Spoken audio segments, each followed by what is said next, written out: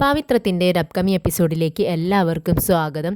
ജയിലിൽ കിടക്കുന്ന വിക്രമിനെ കാണാനായി രാജേട്ടനും അനിയൻകുട്ടനും സ്റ്റീഫനും എല്ലാവരും തന്നെ വരുന്നുണ്ട്. ഇവരെ കാണുന്ന വിക്രം, നിങ്ങൾ എന്തിനാ ഇങ്ങോട്ട് വന്നത്? നമ്മൾ കോർട്ടിൽ വെച്ച് കണ്ടതല്ലേ, ഇപ്പോൾ ഇങ്ങോട്ടേക്ക് വരേണ്ട ആവശ്യമില്ലായിരുന്നു എന്ന് പറയാണ്. ഇത് കേൾക്കുന്ന രാജേട്ടൻ പറയുന്നുണ്ട്, ഈ വിക്രം, ഇവർക്ക് നിന്നോട് എന്തോ കാര്യം പറയാനുണ്ട്, അതിനു വേണ്ടിയിട്ടാണ് ഞങ്ങൾ വന്നതെന്ന് പറയാണ്. അപ്പോൾ സ്റ്റീഫൻ പറയുന്നുണ്ട്, ചേട്ടനെ രക്ഷിക്കാനുള്ള ഒരു മാർഗം ഞങ്ങൾ കണ്ടുവച്ചിട്ടുണ്ട്, അതിനെപ്പറ്റി സംസാരിക്കാൻ വേണ്ടിയിട്ടാണ് ഞങ്ങൾ വന്നത്. ഇപ്പോൾ വേദചേച്ചിയല്ലേ ഈ കേസിലെ സാക്ഷി പറഞ്ഞിരിക്കുന്നത്, അപ്പോൾ നമുക്ക് വേദചേച്ചി അങ്ങ് പൊക്കിയാലോ ഞങ്ങൾ, എന്നിട്ട് എവിടെയെങ്കിലും കൊണ്ടുപോയി ഒളിപ്പിക്കാം. എങ്ങനെയുണ്ട് ഐഡിയ എന്ന് ചോദിക്കുകയാണ്. ഇത് കേൾക്കുന്ന വിക്രം പറയുന്നുണ്ട്, അതെ, നിങ്ങളുടെ ഒരു ഐഡിയ, അതെ, പൊട്ടത്തരമൊന്നും കാണിച്ചു വെക്കരുത് കേട്ടോ. മൊഴി കൊടുത്തു കഴിഞ്ഞില്ലേ അവൾ, ഇനിയിപ്പോൾ അവളെ പൊക്കിയിട്ട് കാര്യമൊന്നുമില്ല. പിന്നെ അവളെ കാണാതായാലുണ്ടല്ലോ, ആ കേസ് കൂടിയിൽ എൻ്റെ തലയിൽ വന്ന് വീഴും. അപ്പോൾ എനിക്കാണ് അതിൻ്റെ കുഴപ്പം. അതുകൊണ്ട് നിങ്ങൾ അബദ്ധമൊന്നും കാണിക്കരുത് എന്ന് പറയാണ്. പിന്നീട് ശ്രീജ എല്ലാവർക്കും തന്നെ ഭക്ഷണം വിളമ്പി കൊടുക്കുന്നതാണ് കാണിക്കുന്നത്. എല്ലാവർക്കും കൊടുത്തതിന് ശേഷം കമലാമ്മയ്ക്ക് ചോറ് കൊണ്ട് കൊടുക്കുകയാണ്. പക്ഷേ കമലാമ്മ അത് കഴിക്കാൻ വേണ്ടി കൂട്ടാക്കുന്നില്ല. കമലാമ്മ, എനിക്ക് വേണ്ട, എൻ്റെ മകൻ ഇങ്ങനെ ജയിലിൽ കിടക്കുന്ന സമയത്ത് എനിക്ക് ഭക്ഷണമോ വെള്ളമോ ഒന്നും തന്നെ ഇറങ്ങത്തില്ല, എനിക്ക് ഉറക്കവും ഉണ്ടാവില്ല എന്നൊക്കെ ഇങ്ങനെ പറയുകയാണ്, കരയുന്നുണ്ട്. ഇത് കേൾക്കുന്ന മാഷ് പറയുന്നുണ്ട്, അതെ കമലം, നീ ഇങ്ങനെ ഉണ്ണാതെയും ഉറങ്ങാതെയൊക്കെ ഇരുന്ന് അസുഖം കൂട്ടി വെച്ചാൽ നിനക്ക് തന്നെയാട്ടോ അതിൻ്റെ കേട്. ഇങ്ങനെ ഇരുന്ന് കരഞ്ഞാലേ നിൻ്റെ മകൻ ഇങ്ങനെ ജയിലിൽ നിന്ന് തിരിച്ചു വരത്തൊന്നും ഇല്ലല്ലോ എന്ന് ചോദിക്കുന്നുണ്ട്. പിന്നീട് ശ്രീജ കുറച്ച് ചോറെടുത്തുകൊണ്ട് വേദയുടെ അടുത്തേക്ക് പോവാണ്. ഉടൻ തന്നെ കമലാമ്മ ചൂടായിക്കൊണ്ട് ചോദിക്കുന്നുണ്ട്, അതെ ശ്രീജെ, നീ ഇതിങ്ങോട്ടായി പോകുന്നത്? അത് അമ്മേ, ഇത് വേദയ്ക്ക് കൊടുക്കാൻ വേണ്ടി. ഏതൊക്കെ കൊടുക്കുന്നു, അതിങ്ങോട്ട് താ എന്നും പറഞ്ഞുകൊണ്ട് കമലാമ്മ ആ ഭക്ഷണം എടുത്തുകൊണ്ട് പോയി പുറത്തേക്ക് വലിച്ചെറിയാണ്. എൻ്റെ മകനെ കൊലയ്ക്ക് കൊടുത്തവളാണ് ഇവൾ. ഈ വീട്ടിൽ നിന്നും ഇനി ഇവൾക്ക് ഒരു ഭക്ഷണമോ വെള്ളമോ ഒന്നും തന്നെ കൊടുത്തു പോകരുത്, ഇത് എൻ്റെ വാക്ക എന്ന് പറയാണ് കമലാമ്മ. ഇത് കേൾക്കുന്ന വേദ കമലാമ്മയെ വിഷമത്തോടു കൂടി നോക്കുന്നുണ്ട്. പിന്നീട് കിടക്കാൻ നേരം ശ്രീജ ഒരു ഗ്ലാസ് പാലുമായി വേദയുടെ അടുത്തേക്ക് ചെല്ലുകയാണ്. ഇത് കാണുന്ന വേദ ചോദിക്കുന്നുണ്ട്, എന്താ ചേച്ചി? ഒന്നുമില്ല വേദ, നീ ഭക്ഷണമൊന്നും കഴിക്കാതിരിക്കുമ്പോൾ എനിക്ക് എന്തോ ഒരു വിഷമം പോലെ.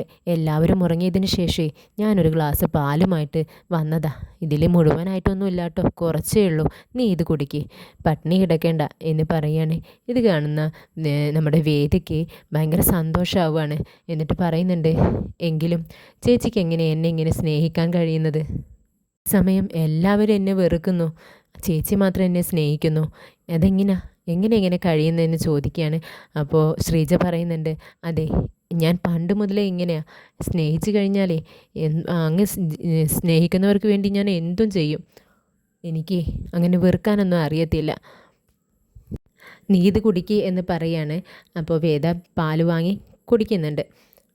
ശ്രീജയാണെങ്കിൽ വേദയെ തന്നെ ഇങ്ങനെ ഉറ്റുനോക്കിക്കൊണ്ട് ചോദിക്കുന്നുണ്ട്, അതെ വേദ, നീ എന്തൊരു ധൈര്യശാലിയാ, ഇത്രയും ആളുകൾ നിന്നോട് ഈ കേസിൽ നിന്നും പിന്മാറാൻ പറഞ്ഞിട്ടും നീ അതിൽ നിന്നും പിന്മാറിയില്ല.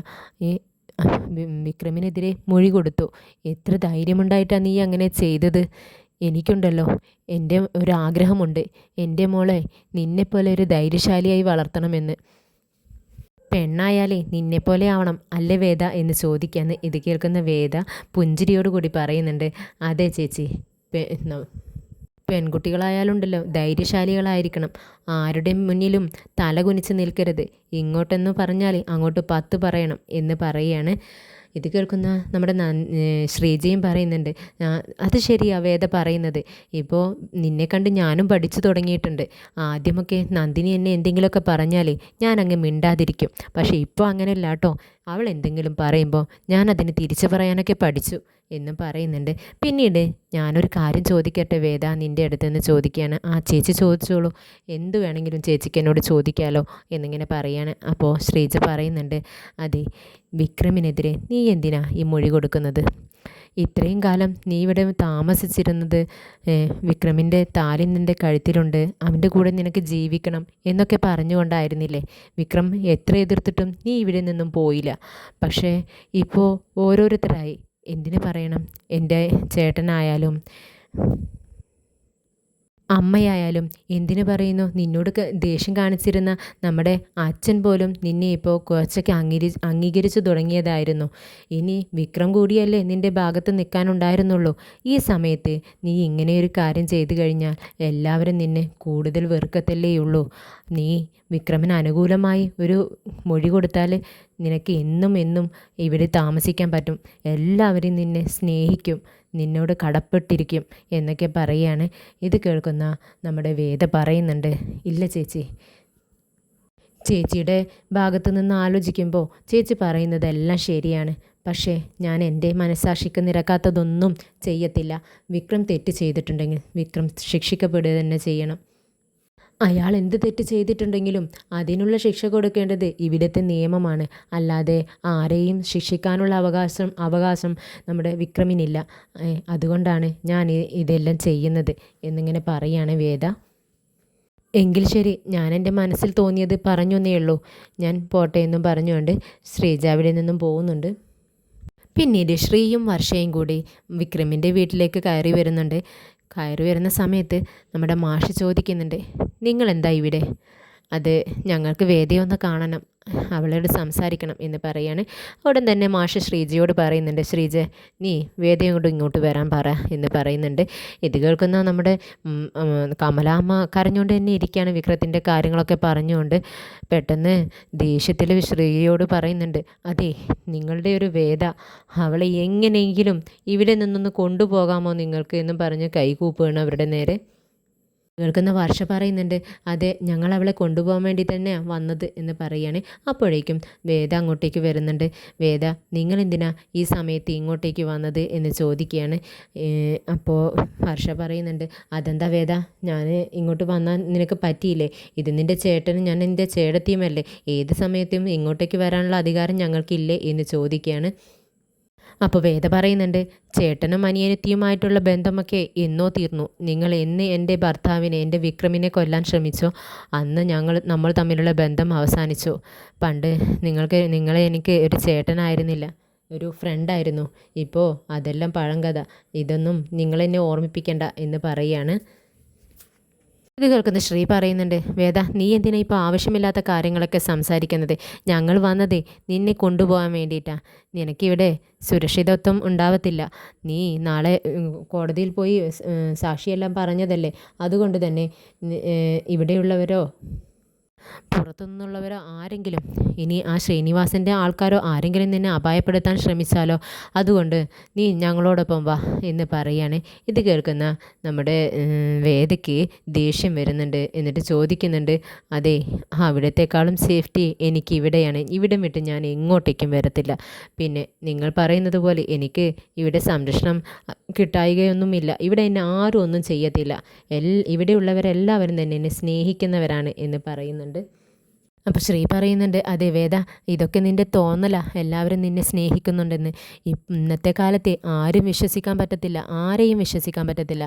ഇവരെല്ലാവരും നിനക്ക് വിക്രമിനെ ജയിലിലാക്കിയ ദേഷ്യത്തിൽ നിനക്ക് കഴിക്കുന്ന ഭക്ഷണത്തിൽ വല്ല വിഷവും ചേർത്ത് തന്നാലോ എന്ന് ചോദിക്കുകയാണ്. ഇത് കേൾക്കുന്ന വേദ പറയുന്നുണ്ട്, അതെ ചേട്ടൻ പറയുന്നത് ശരി തന്നെ, ഇപ്പോഴത്തെ കാലത്ത് ആരെയും വിശ്വസിക്കാൻ പറ്റത്തില്ല. അത് നിങ്ങളെന്നോട് ചെയ്ത ചതി ആലോചിക്കുമ്പോൾ എനിക്ക് അത് തിരിച്ചറിഞ്ഞ കാര്യം തന്നെ ഞാൻ എന്ന് പറയുകയാണ്. എന്തായാലും നിങ്ങൾ അധികമൊന്നും സംസാരിക്കേണ്ട, ഞാൻ നിങ്ങളോടൊപ്പം വരത്തുമില്ല. നിങ്ങൾ ഇപ്പോൾ തന്നെ ഇവിടെ നിന്നും ഇറങ്ങണം. വാതിലതാ അടഞ്ഞിട്ടില്ല, തുറന്ന് കിടക്കുക തന്നെയാണ് എന്ന് പറയാണ്. ഇത് കേൾക്കുന്ന വർഷക്ക് ദേഷ്യം വരുന്നുണ്ട് കേട്ടോ. ദേഷ്യം വന്നിട്ട് വർഷ പറയുന്നുണ്ട്, നിനക്കേ ഇത് എന്തൊരു അഹങ്കാരമടി, ഒരു പെങ്ങളല്ലേ അനിയത്തിയല്ലേ എന്ന് വിചാരിച്ച് ആ സ്നേഹം കൊണ്ട് വന്നതാ ഞങ്ങൾ, അത് മനസ്സിലാക്കാനുള്ള കഴിവ് നിനക്കില്ലല്ലോ എന്നും പറഞ്ഞുകൊണ്ട് ശ്രീയും വിളിച്ചുകൊണ്ട് അവിടെ നിന്നും പോവുകയാണ്.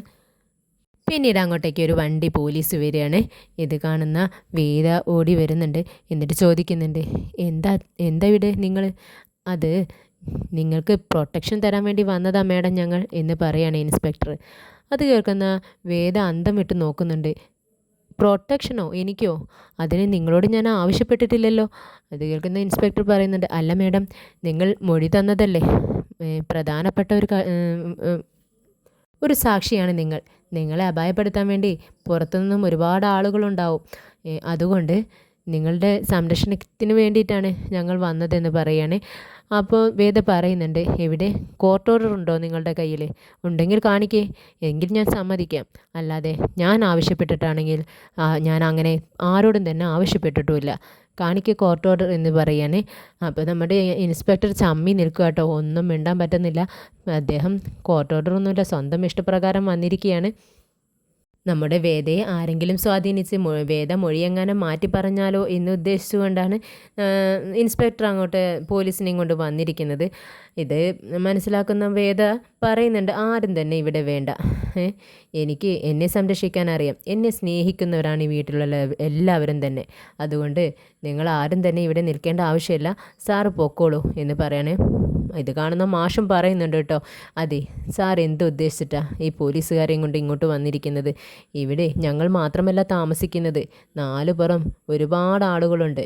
ഈ പോലീസിനൊക്കെ ഞങ്ങളെ വീടിൻ്റെ 4 പുറം കാണുമ്പോഴേ അവരെന്ത് വിചാരിക്കും? ഇവിടെ എന്തോ പ്രശ്നം നടക്കുന്നുണ്ടെന്നല്ലേ.